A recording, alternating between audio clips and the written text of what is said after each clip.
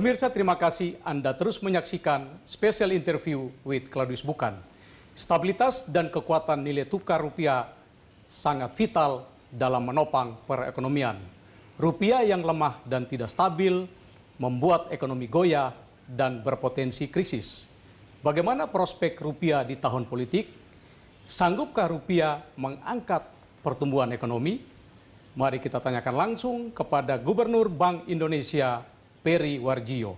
Pak Peri, terima kasih atas kesempatannya. Terima kasih, Bung Claudius. Sehat Pak Peri? Alhamdulillah, alhamdulillah. Pak Peri, rupiah di awal Januari sempat menguat ke 13.290, lalu Oktober itu menembus 15.000. Dalam catatan Bank Indonesia, depresiasi rupiah ini lebih banyak disebabkan oleh faktor internal atau eksternal? Bung Claudius, memang tahun 2018 yang lalu itu memang tahun-tahun yang menantang. Tidak hanya bagi Indonesia, tapi bagi seluruh dunia. Karena apa yang terjadi di global, khususnya di Amerika. Suku bunga Amerika yang naik 4 kali. Kemudian ketegangan perdagangan antara Amerika dengan sejumlah negara termasuk China. Nah, itu yang membawa kondisi globalnya para investor global itu menarik dananya dari seluruh emerging market, termasuk Indonesia. Nah, ini faktor eksternal itu yang sangat dominan mempengaruhi pergerakan nilai tukar pada tahun lalu.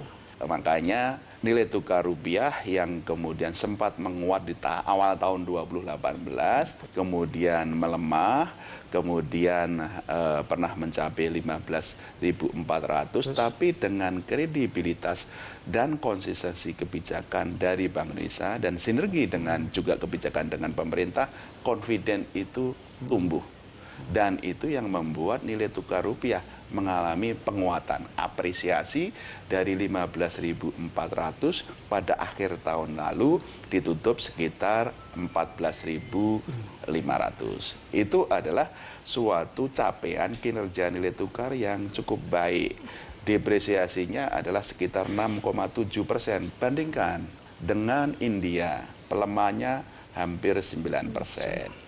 Brasil, kemudian Afrika Selatan itu kurang lebih 15%.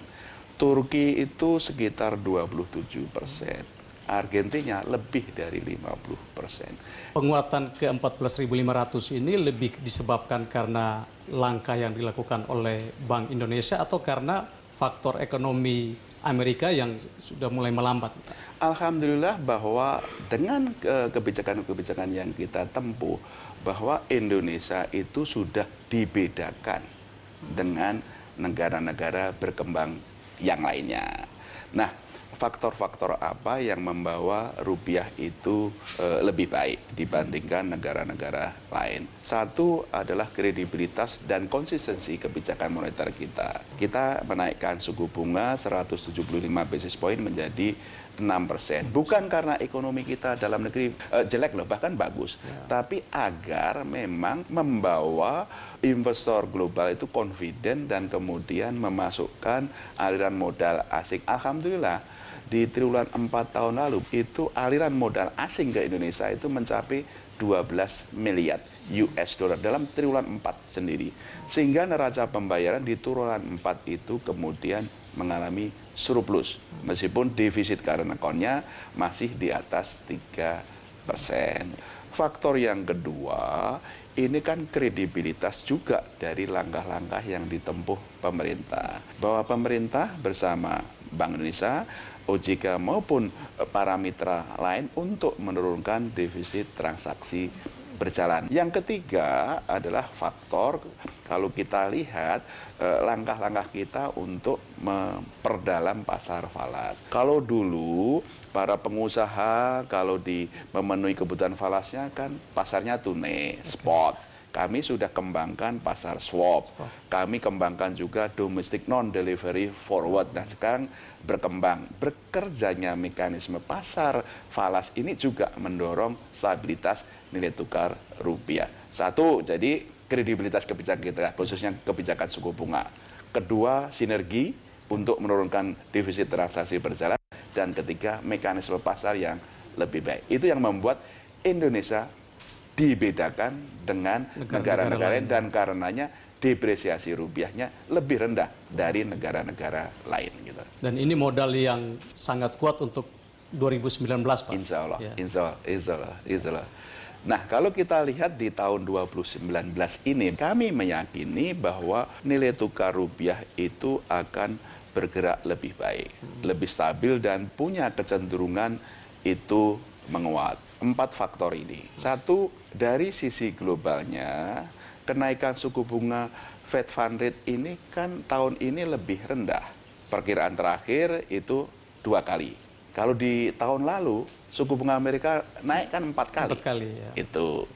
Yang kedua, tadi sudah saya sampaikan, kenaikan suku bunga kami di tahun lalu menjadi 6%, juga sudah mempertimbangkan tren kenaikan suku bunga global. Bahkan kenaikan suku bunga Fed Fund Rate setidaknya sampai Maret kami sudah perhitungan. Itu faktor yang kedua. Faktor yang ketiga, tadi saya sampaikan, karena account defisit kan lebih rendah. Yeah. Kalau lalu itu sekitar 3%, tahun ini kami perkirakan 2,5% dan juga aliran modal asing masuk itu akan lebih baik. Sehingga neraca pemberian juga akan lebih surplus. Yang keempat adalah semakin bekerjanya mekanisme pasar. Falas tadi, tidak hanya spot, swap, DNDM. Insya Allah bahwa nilai tukar rupiah kita tahun ini akan bergerak lebih stabil dan punya kecenderungan menguat. Di 15.000 itu level yang konservatif atau optimistik? Jadi saya koreksi Bung Claudius, akhir tahun lalu kan nilai tukar rupiah kita ditutup sekitar 14.500. Nah, 14.500 ini kami perkirakan kalau dihitung-hitung dari sisi fundamentalnya itu masih under value.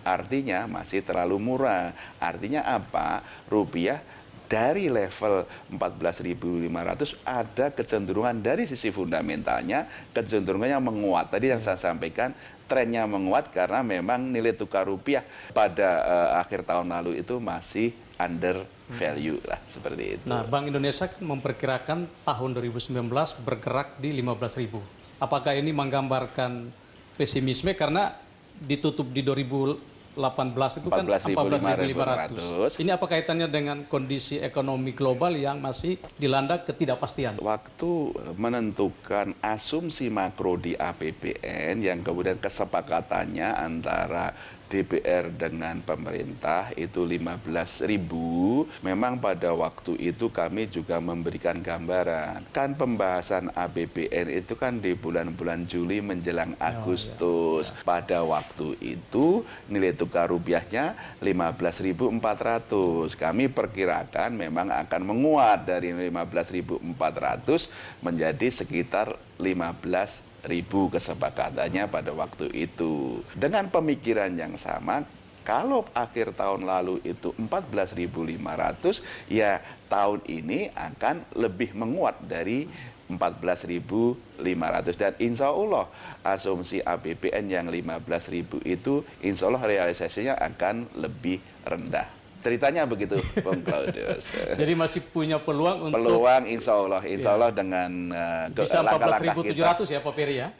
Insya Allah bahkan mungkin bisa juga lebih menguat dari itu. Gitu. Ya. Pak Peri, kita lanjutkan di segmen berikut. Pemirsa, tetaplah di special interview. Cadangan devisa 131 miliar dolar dan terakhir Oktober itu sisa 115,2 miliar dolar. Cadangan devisa turun tapi kami pastikan juga sudah lebih dari cukup.